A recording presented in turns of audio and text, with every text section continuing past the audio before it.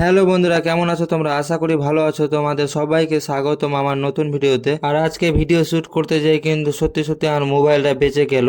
একটা দেওয়ালের ওপরে মোবাইলটা রেখে কিন্তু আমি ভিডিও শ্যুট করছিলাম, আর হঠাৎ একটু বাতাস আসলো, আর বাতাস আসার জন্যই কিন্তু আমার মোবাইলটা দেওয়াল থেকে নিচে পড়ে যায়। ভাগ্যিস ভালো কি আমার মোবাইলটা কোনো কিছু হয়নি, আর কিছু ভাঙিনি। দেখতে পাচ্ছ বন্ধুরা, এইরকম বাতাসে একদম মোবাইলটা পড়ে যায় নিচে।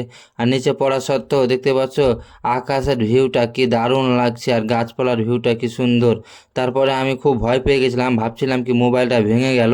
তারপরে কিন্তু আমি খুব জোরে একদম দৌড়ে আসলাম, দৌড়ে এসে মোবাইলটা উঠালাম। আর উঠিয়ে দেখি বন্ধুরা, কিন্তু সত্যি সত্যি আমার মোবাইলটা সেরকম কোনো ক্ষয়ক্ষতি হয়েছিল না।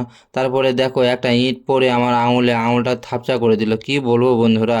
আর খুব খাটতে হয়েছে নিজের বাড়িতে। আর আমি একটা টার্গেট নিয়েছি, যদি সামনে দুর্গাপুজো আসতে আসতে আমার এই চ্যানেলে 1 লাখ সাবস্ক্রাইব কমপ্লিট করে দাও, তাহলে কিন্তু দুর্গাপুজোতে আমি 100টা ড্রেস মানুষজনকে গিফট করব। আর এই আশাটা, এই স্বপ্নটা কিন্তু তোমরা পূরণ করতে পারো বন্ধুরা। তো দেরি না করে তাড়াতাড়ি এই চ্যানেলটা সাবস্ক্রাইব করে নাও। আর এই দেখতে পাচ্ছ আমাদের বাড়ির এই হচ্ছে ইঁটগুলো এনেছিলাম, তো অর্ধেকটা ইঁট লেগে গেল। পিছনের দেওয়ালটা উঠাচ্ছি, কারণ আমার বাড়ির পাশেই নদী।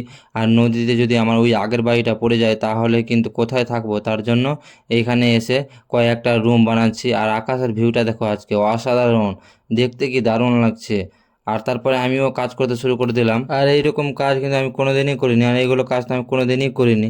তারপরে কিন্তু বাবার সাথে ধরে বাবা বললো কি এইগুলো মশলাগুলো এইগুলোতে করলে একটু মানে দেওয়ালটা সুন্দর দেখাবে, তার জন্য আমি আর দেরি না করে কিন্তু এই মশলাগুলোকে ওই ছিদ্রগুলোতে ভরতে শুরু করলাম।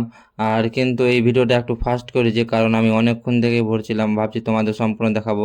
আর বাবা বলছে কি আমার ঠিক হচ্ছে না ভরা, তার জন্য বাবা দেখালো, বাবা যেভাবে ভরছে ওইভাবে ভরতে বললো। তারপরে আমি আবার চেষ্টা করলাম।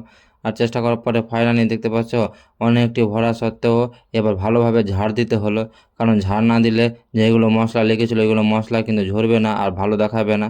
এবার ঝাড় দেওয়ার পরে আমি তোমাদের দেখা যে কত সুন্দরভাবে দেওয়ালটা পরিষ্কার হয়ে গেল। তারপরে কিন্তু আমি পা হাত ধুয়ে নিলাম, আর পা হাত ধুয়ে মানে রেডি হয়ে গেলাম বাড়ি যাওয়ার জন্য। আর বন্ধুরা কি বলবো, আজকে কিন্তু সেই লেভেলে কাজ করলাম। আর তারপরে আমি তোমাদের দেখাচ্ছি ড্রেসটা কিন্তু তখন পরেছিলাম না, এখন ড্রেসটা পরে নিলাম। আর এই প্রচুর ঘেমে গেছিলাম, কারণ গরমটাও বেশ ভালোই ছিল আজকে। আর আকাশটা পুরো মেঘলা করে এসে মানে বৃষ্টিও আসার হয়তো সম্ভাবনা আছে। তারপরে কিন্তু আমি তোমাদের দেওয়ালটা দেখাচ্ছি, দেখো দেওয়ালটা কত সুন্দর লাগছে দেখতে। আর উপরে কিন্তু বাক্সাগুলো চাপালাম, কারণ যদি বৃষ্টি চলে আসে তো দেওয়ালগুলো নষ্ট হয়ে যাবে। তার জন্য উপরে ওই তিরপালগুলো বাক্সাগুলো চাপিয়ে দিলাম, কি বৃষ্টি আসলে আর কোনো অসুবিধা হবে না, কারণ আকাশটা মেঘলা মেঘলা হয়েছিল। আর দেখো ঝাড় দেওয়ার পরে কি রকম এইরকম ডিজাইন করে কেটে দিয়েছে, আর এই দিকটা দেখো কত সুন্দর লাগছে দেওয়ালটা। তো বন্ধুরা আজকের ভিডিওটা এই পর্যন্ত, এরপরে দেখাবে অন্য ভিডিওতে। আর ভিডিওগুলো দেখার জন্য তোমাদের অসংখ্য ধন্যবাদ। আর এইরকম ভিডিও দেখার জন্য আমার চ্যানেলটা সাবস্ক্রাইব করে নাও।